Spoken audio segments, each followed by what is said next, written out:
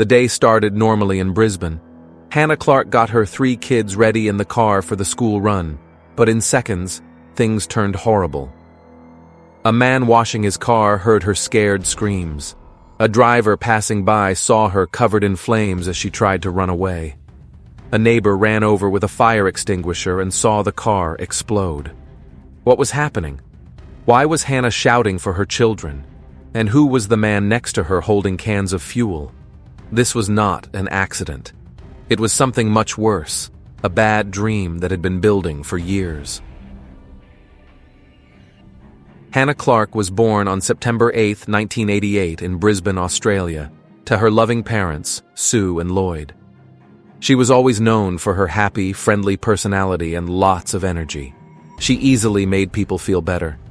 Even as a kid, she wanted to be a mother. She was very close to her younger brother, often acting like a protector. Good at sports, Hannah excelled in trampoline gymnastics and competed for her state by age 16. She was a natural leader and was chosen as school captain in her final year, a role for well-liked students. After school, she followed her love for helping kids by teaching gymnastics at a youth club. She met Rowan Baxter there when she was 20, and he was 31. This meeting would change her life forever. Rowan was born on May 9, 1977, in New Zealand. He had a tough childhood. His father went to prison early on, which affected him.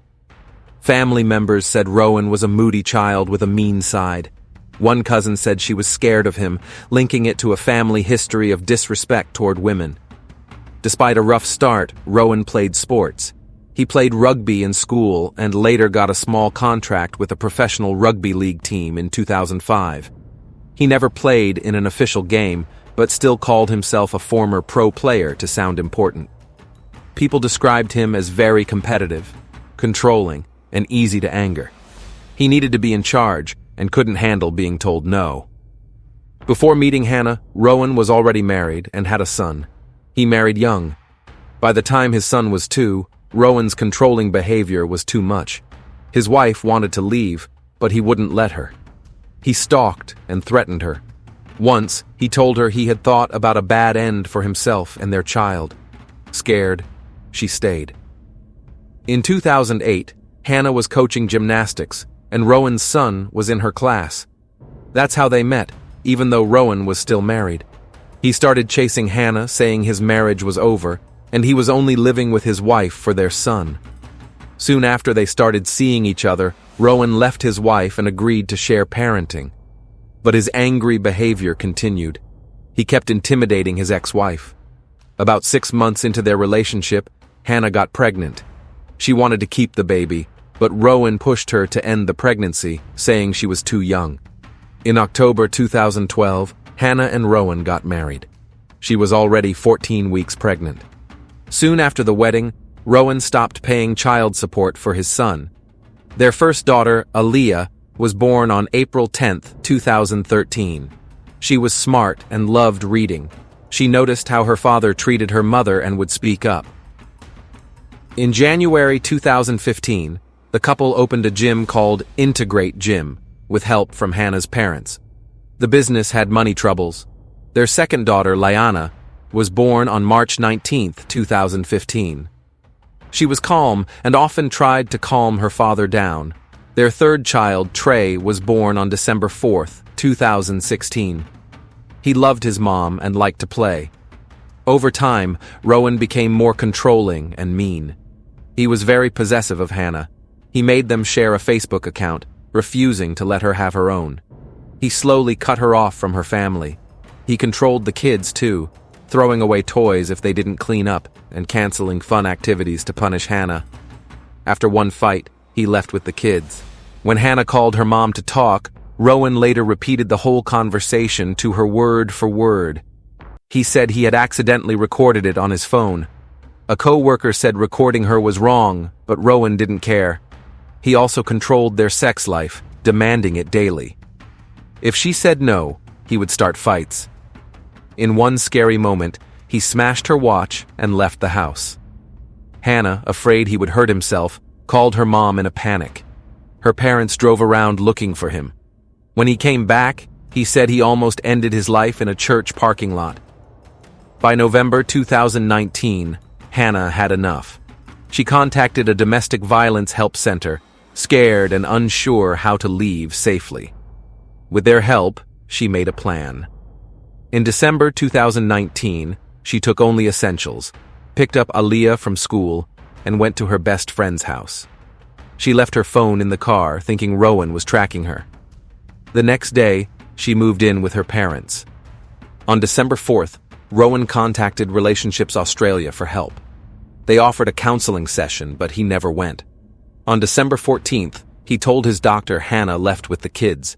He said he had control issues and cried, saying he was sorry. On December 16th, he got a prescription for sleep medicine. On December 6th, Hannah sought legal protection. Police advised her to get a domestic violence order against Rowan, but she was scared it would make him angrier. She kept talking to him, hoping he would stay in the kids' lives. He manipulated her, saying she was hurting the kids by leaving. He told her parents she was mentally unstable and he did nothing wrong. This became a tiring cycle. Rowan would promise to bring the kids back, then change his mind last minute. His harassment got worse, like with his ex-wife. He started showing up unannounced, letting himself into her parents' house and stalking her. On December 26, 2019, he was supposed to return the kids after a visit. When Hannah came to get them, he threw Lyanna into his car and drove off. A witness saw this and flagged down police. Police spoke to Hannah, but, without formal custody orders, couldn't do much. They tried calling Rowan and going to his house, but couldn't find him. Later, he video-called Hannah and said he wouldn't return Lyanna unless she ended a supposed affair. Tired and overwhelmed, Hannah contacted her lawyer, who sent a letter demanding Lyanna's return. Police, worried by Rowan's actions, decided to get a domestic violence order for Hannah, even if she wasn't ready. Officers found Rowan at his house, putting Lyanna in his car.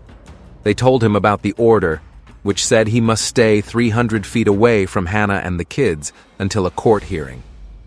Police took Lyanna and brought her to Hannah. Rowan was forbidden from contacting them until January 4, 2020, when they had to go to court. During a check, officers saw Lyanna seemed afraid. Since the kidnapping, she had bad separation anxiety and wouldn't let Hannah out of her sight. Police suggested Hannah take the kids to a child psychologist, but they never went as part of the police process. Hannah gave a detailed statement about the abuse. She said Rowan pressured her for sex every night while saying mean things to her. He insulted her, calling her disgusting. Hannah also said she had long been afraid for her and her kids' lives. Rowan had once described a plan to kill his ex-wife, their son, and himself.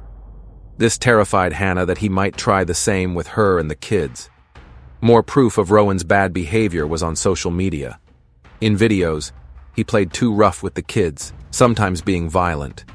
In one upsetting clip, he forced them into an ice bath while Trey cried.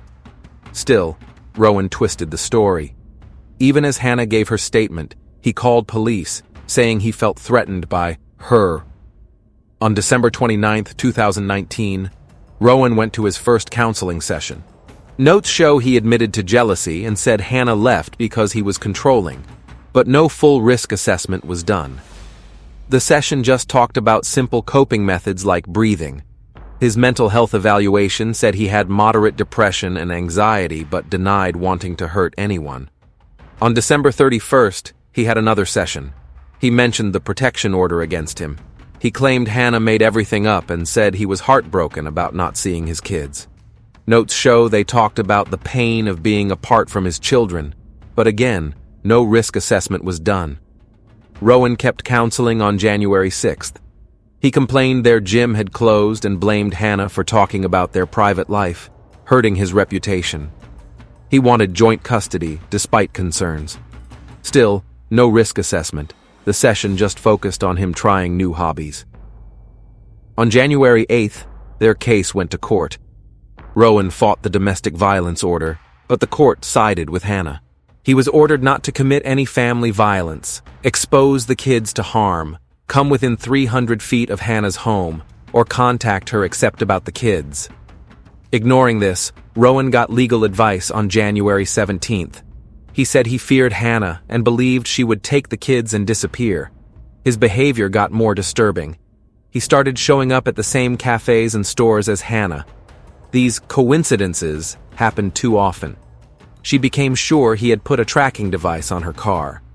His monitoring increased after another counseling session on January 21st, where he said people were unfairly calling him unstable to limit his time with the kids. His lawyer sent a letter to court, arguing Hannah only got the order to get Lyanna back. On January 23rd, the court made its final custody decision. Hannah got full custody, Rowan got the kids every other weekend from Thursday to Friday, plus shared holidays and scheduled video calls. All exchanges were at Hannah's parents' house. The kids were clearly upset. They often didn't want to see their father, especially Aaliyah. During one visit, Aaliyah called Hannah crying, saying they were driving somewhere but she didn't know where. On January 31st, Rowan returned Trey late. When Hannah unbuckled Trey, she saw explicit photos of herself left in the car on purpose. Shaken, she took the photos and turned to go inside. Rowan got out of the car and twisted her wrist behind her back. Hannah's mom called the police right away. Rowan denied everything and tried to get a domestic violence order against Hannah in return. A doctor confirmed Hannah's wrist was sprained and put it in a splint. She reported the attack and the broken order to police. But when officers tried to question Rowan, he refused to talk without a lawyer. Meanwhile, Rowan's life fell apart.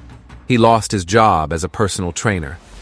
Hannah's lawyers told his legal team that because of the latest incident, she would no longer follow the parenting plan, meaning Rowan would not see the kids.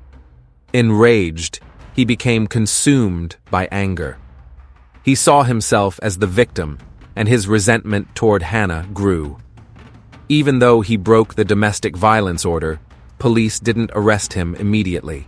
They gave him a notice to appear in court. He was also charged with common assault for hurting Hannah's wrist. On February 17th, Rowan went to a hardware store and bought zip ties, a gas can, and denatured alcohol. The next day, he filled the gas can with 5 liters of gasoline.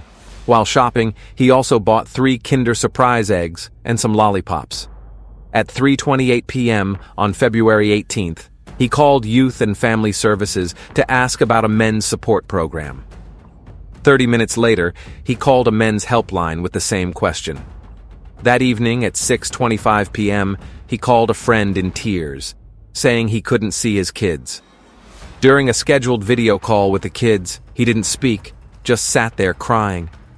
Hannah felt something was terribly wrong. She told her mom she needed to write a will, because if Rowan killed her, he'd go to prison and someone would have to raise the kids. She told a gym friend she thought Rowan would hurt the kids or worse. Her worst fears were about to come true. On the morning of February 19th, 2020, Hannah and her mom went to the gym as usual.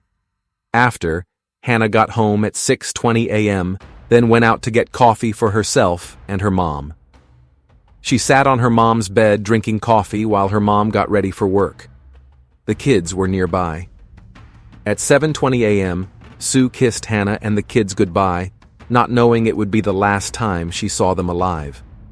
Hannah buckled her 3 kids into the car to take Aaliyah and Lyanna to school. Trey was in the middle, Lyanna behind the passenger seat. Just as Hannah started the car, Rowan suddenly jumped into the passenger seat. He had a gas can filled with gasoline and told her to start driving. Terrified, Hannah screamed at him to get out. She drove a short way before stopping near a man washing his car. Desperate, she yelled for help. "Call the police. He's going to kill me. He's poured petrol on me." The man saw Rowan pinning Hannah down, stopping her from escaping. She fought to get free, but Rowan stayed calm and in control. Suddenly, Hannah broke free and stumbled out of the car, but it was too late. Rowan had already lit the fuel. Fire swallowed the car and covered Hannah's body. The man reacted fast. Seeing her on fire, he yelled for her to roll on the ground and grabbed his hose to put out the flames. Once the fire on Hannah was out, He turned the hose on Rowan, whose clothes were also burning. Realizing what happened, Hannah cried out for her children. The man understood and ran inside to call emergency services. When he came back, another passerby, Samantha, had arrived. She had seen black smoke while driving and rushed to the scene. She took the hose and kept fighting the fire. Samantha stayed with Hannah, comforting her until help came. In pain, Hannah kept asking about her kids. Another neighbor, Carrie Fernandez, heard Hannah's screams and saw the burning car. She called for help and stayed on the phone with dispatchers as she watched. Moments later, the car exploded into a huge fireball. Carrie grabbed a fire extinguisher and ran toward the car, trying to fight the flames. The heat was so intense the car started rolling backward. Bystanders yelled for her to stay back. Hannah, barely standing, cried out in despair, "My kids!" Investigators later learned Rowan had placed the gas cans right in front of Aaliyah's seat, so the explosion started where her feet were. While Rowan didn't have fuel on him, each child and Hannah did. As the fire grew, Rowan suddenly jumped back into the burning car. For a second, it looked like he might save the kids, but instead, he grabbed something and jumped out. A bystander saw what it was: a knife. He shouted a warning to Carrie Fernandez, who was still using the extinguisher. She stepped back as Rowan, now with the knife, got ready for his final act. Without hesitating, Rowan knelt, put the knife tip against his chest, and threw himself onto it. He curled up on the ground and died soon after. The damage Rowan did could never be fixed. In one morning, he killed his 3 children, Aaliyah, Liana, and Trey, and left Hannah with burns over almost her whole body. Even as paramedics arrived, Hannah only thought of her kids. She kept asking, "Are they okay? Did someone get them out?" But the paramedics knew the truth. There was nothing they could say to ease her pain. They told her to focus on surviving. Knowing she had only moments before passing out, Hannah called her father. When Lloyd Clark answered, he heard only silence. He thought it was a wrong number, maybe from one of the kids, and hung up. Only later did he learn the tragic truth. It was Hannah, unable to speak, trying one last time to reach her dad. At 4:50 p.m. that same day, Hannah died from her injuries. She was the last in her family to die. After Rowan's death, police found a scary note on his phone. It said, "I'm finishing your game. I don't want to play anymore. You can't mess with someone's life like this and expect them to take it. I have told the kids that you love them. They will miss you, I'm sure." Autopsy reports showed the full horror. Hannah died from organ failure due to severe burns. Aaliyah, only 6, had burns over 100% of her body. Her blood had toxic carbon monoxide, meaning she was still alive when the fire took her. Liana, only 4, died from burns, smoke, and other fire injuries. Trey, barely 3, died the same way. Rowan, who stabbed himself in the heart, had no drugs or alcohol in his system. His brain was normal, showing his horrible actions were a planned choice, not a mental break. The events of February 19, 2020, caused great sadness and anger across Australia. For many, it showed a hard truth. Coercive control, the emotional abuse Rowan used on Hannah for years, was still not well understood or often treated as domestic violence.